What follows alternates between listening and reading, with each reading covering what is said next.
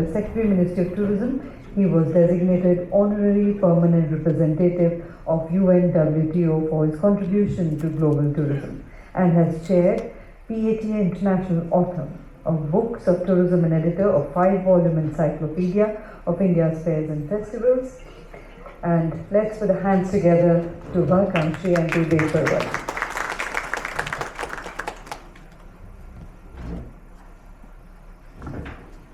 Thank you.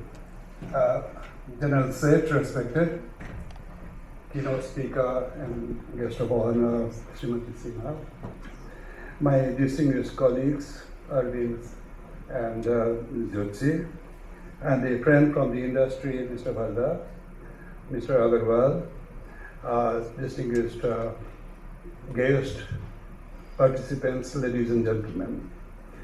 Well, standing here, if I think that if I have anything to add after all that has been spoken by the distinguished speakers, I think I must be a die-hard optimist. But as an old man, always willing to speak, let me share a few thoughts. And I must congratulate FAST for doing this seminar on a very important occasion. But I feel very optimistic because the time is right.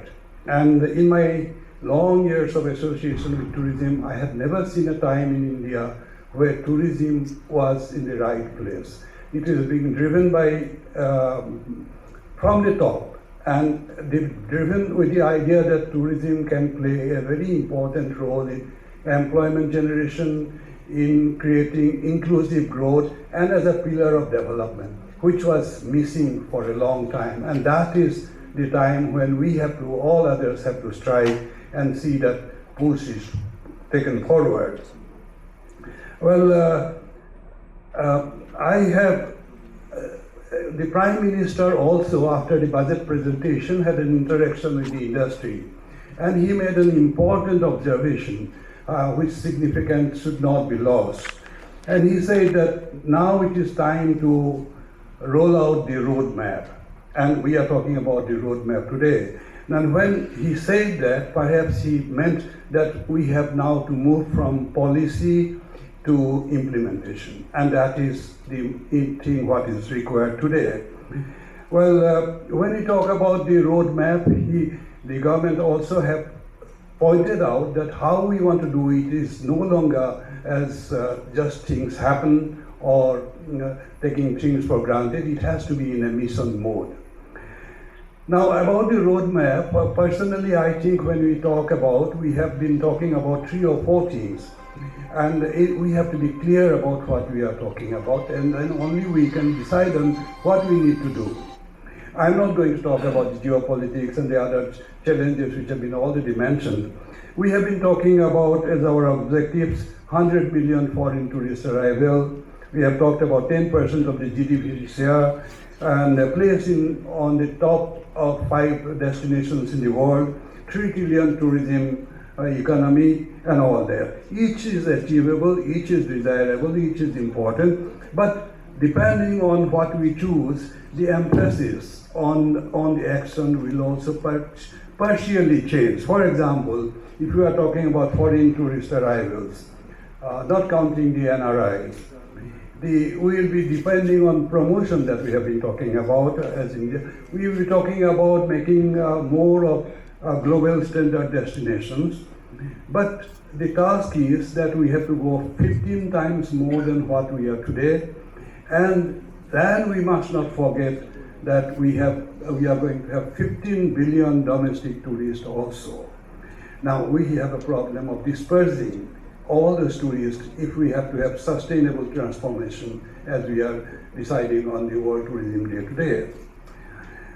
Now 3 trillion tourism economy, yes, it is possible and it is certainly within our reach, but we will have to depend on foreign tourists, 100 million. We will have to go for high value and low impact. But there is a conflict. You cannot go for high value, low impact for domestic tourists because the income generation, Indians traveling, you cannot provide, make the motto of high value tourism. they have to be provided what they can afford, because they have to see the co-op nowadays. 10% of GDP, I always felt that the 5.6% that we are talking about is not correct, because World Travel and Tourism Council has been saying that there are 30 activities at the core of tourism, which is actually associated with tourism, but we talk only about 5. And that's why way back we had decided to go on to, the accounting system cannot really take into account all the ripple effects of tourism all across the economy. So we decided to go on what is called the tourism satellite account, which is being implemented now, and that's why from 2% we have seen that it is 5.6, but I'm sure if we can make that system, accounting system perfect, then we will certainly see 10% growth, and even otherwise that is desirable and possible. Now, what are the priority actions we have to do to achieve all these things? First, of course, has been talked about is convergence. Government itself has recognized convergence of all the players and the harmonization of action between the states, central government, and the private sector. And among the states also, there are so much of difference of policies and incentives and other areas that need to be harmonized. Now, the most important thing for priority action, I suppose, would be on destinations. Government have been talking about 50 destinations of world class, and certainly a very desirable thing to do that. We have global standard destinations. But I think if we really have to have the 15 billion domestic tourists and all, and if we have to see that tourism does not remain confined to 5 to 6 states of India, you'll be surprised to see that domestic and foreign tourists both are 50 to 60% are within the 5 to 6 states. We have so much of potential that has been mentioned earlier that we can develop destinations. It is not necessarily that we have to develop destinations to the global standards. We have to open up the destinations that we have got. What we have to provide is that we have to provide connections. We have to provide, spruce them up a little bit, provide connection, provide hygiene, connectivity, and security, and wayside facilities. 80% of the domestic tourists travel by car or by road. So the wayside facilities, signages, small things to be done. And I think that way we need to develop destinations, and the destination development should go along with the management. Management in a way that we take into the local flavor, the local cuisine, local art, craft, and all that. So all have to be built in. And the most crucial thing where we may fail is accommodation. But the gap is very big. Even today, the DG Tourism was saying that we have 1.8 lakh branded hotel rooms, whereas even today we need 4 lakhs. We have against 2.8 million required in the unbranded category, we have only 1.65 million. Way back in 2002, our tourism policy had indicated that if we have to have 1 million additional tourists, we need 30,000 extra rooms. And if you want to go from 10 million today to 100 million, you can imagine the number of hotel rooms you will require. At the time, it was estimated that the investment will be 4,500 crores in 2002 prices for that. There's a great potential for employment creation if we allow the private sector to come in, and Bhalda had talked about the infrastructure status incentives. Allow the private sector to come in and make investment, and every direct, it can create 1.5 million jobs with the requirement that we have got.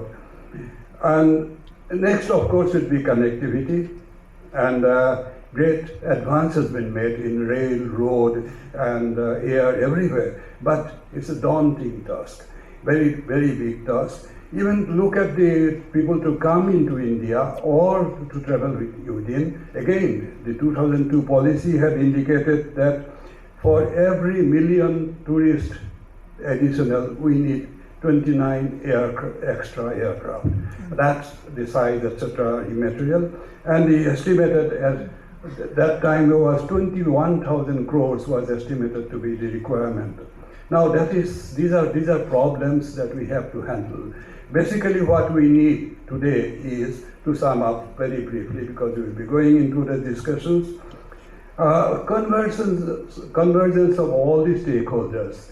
And in that, I would say that the public-private partnership government have been talking about, we need to make it systemic. There is no systemic interaction with the private sector, and the private sector will have to be the main player. The states will play the maximum role in the development of tourism in the future, the opportunities, development of destinations, anything that we talk about, and the states have to come on board. And it's not necessary to wait for making that tourism into the concurrence list and all that. The system as it works today, it is possible, and the states have to play that role. Development in a mission mode, yes, and then destinations in a professional management, effective systemic public-private partnership, and ease of doing business. If I go into the number of sanctions required, number of approvals required, etc., that's a roadblock. Now, not only we have to remove the roadblocks, we have to give certain incentives to the investment that is required. Incentives are actually producing much more income to the government. We have shown that if you give certain incentives for infrastructure status, it is not that you are losing money. The amount of money that will come back through the investment is much more than the government will be giving them incentives, industry status, etc., and technology and manpower. Manpower, of course, would be the key factor because ultimately, whatever AI does, it is the human being which will be driving that. Now, I congratulate first for this seminar.